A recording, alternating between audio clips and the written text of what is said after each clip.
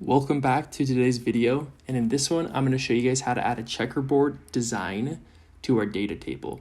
And so in this table we have a list of schools and the starting and ending meter for their copying machine with the cost per copy and the total amount that they owe us. And so we're going to highlight just the numerical data. We're going to go in this home tab, go to conditional formatting, go down to new rule, and then we're going to go down to use a formula to determine which cells to format.